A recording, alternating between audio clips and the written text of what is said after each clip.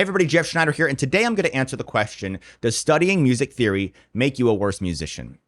And this is an important question to me personally because when I started learning how to solo, I was a freshman in high school, and I didn't really know what I was doing. So I asked an older student, what do you do when you're soloing? What do you think about? And he said, just play what you hear in your head. And I love that advice. It was simple, it was clear, it was straightforward. And then I went to my next jazz band rehearsal, and when I got there and I stood up to take my solo, my mind was blank. I was so ready to just play what I heard in my head, but there was nothing there. And it was an awkward experience, and I never wanted to repeat that again.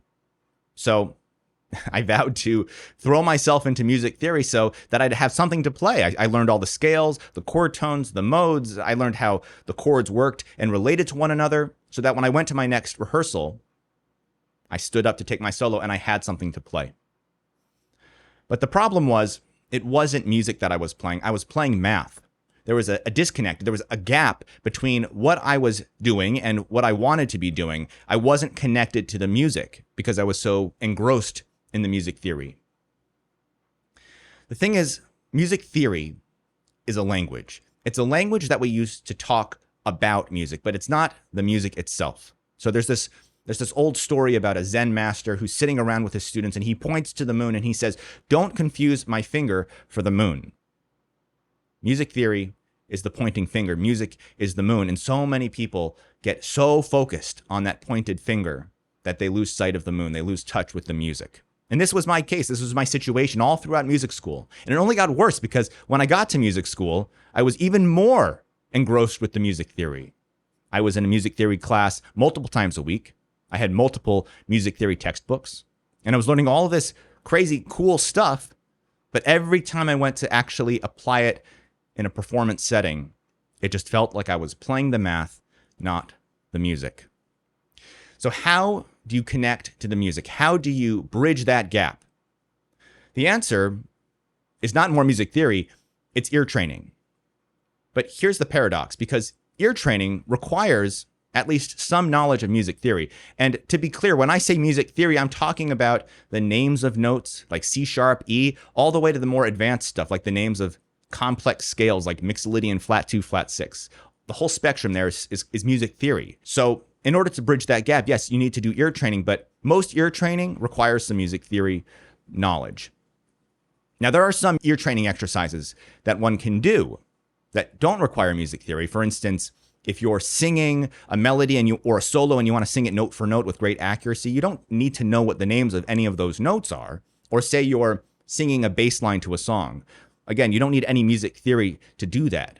But if you want to start putting music on an instrument rather than just singing it, well, an instrument has keys and buttons, and those keys and buttons correspond with notes, and those notes have names, and those names are music theory. Again, that's the paradox, is how do you do ear training and learn music theory and not let the music theory overpower the ear training? How do you keep ear training, or let's just say your ears, in the game, in the driver's seat, where your music theory is supporting your ears? I'll give you a specific example. Let's say you're learning an easy melody like Mary Had a Little Lamb, and you can sing the melody. You know it goes da da da da da da da. And you know that the numbers that correspond to those notes within a scale context are 3, 2, 1, 2, 3, 3, 3. All right, now you have to pick a key, and we're starting to venture into the land of music theory. And let's say you pick D major, and you have to know, okay, what's the third in the key of D major? It's F sharp. So now we're starting to integrate the ear with the music theory. But remember, it's the music theory supporting the ear training. You have to remember that the ear training needs to be prioritized. This is a challenge. Like I said, when I was learning improvisation and I had those early experiences as a soloist, I loved that feeling that the music theory gave me because it was security. It was knowing that I could play something because the music theory, I could sink my claws into that. It was tangible. It was concrete. Sound and music, that's abstract. It's why even a complex term like Mixolydian flat 2, flat 6, yes, it's a foreign sounding sequence of words, but you put it on a flashcard, eventually you can memorize it within a couple of days, no problem. But to internalize the sound of that scale, to internalize the sound of anything, takes more time. It's much more elusive. So you do need to spend time ear training in order to internalize sound. It takes time. It is challenging. But it's worth the effort because you'll have that joyous experience of feeling connected to the music. There's nothing like it. And sure, there will be times where music theory needs to support the ear more, and maybe you're running into a situation where you're going to play a solo and you just don't know or recognize any of the chords or the chord changes, or you see a chord on the lead sheet and you don't know how to play it or how to hear it first, and you have to rely on music theory to get you through that moment. Sure, that's okay, but we need to have a North Star. We need to have that moon to strive for. And the way that we get there is by using music theory. I hope you caught that. The way that we get there is by using ear training.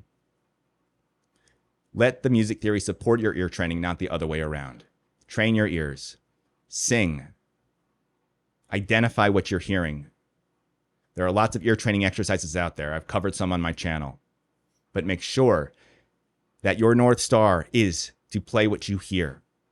Figure out what it is you hear, what those notes are, using music theory as a tool. Now, if you do want to get a better grasp on music theory so that you can use it as a tool to support your ear training and your ears, I've got a great resource for you. It's called The Last Chord Scale Chart You'll Ever Need. It's in every key. It's totally free, and it's going to guide you through how scales and chords work together and how all of that music theory relates to one another. And having that as a resource will help you internalize the music theory so that you can actually use it to support your ears, not the other way around. So if you want to download those charts, again, it's free. There's a link on the screen somewhere and in the description below. And until next time, thanks for watching, and I'll see you in the next one. Bye-bye.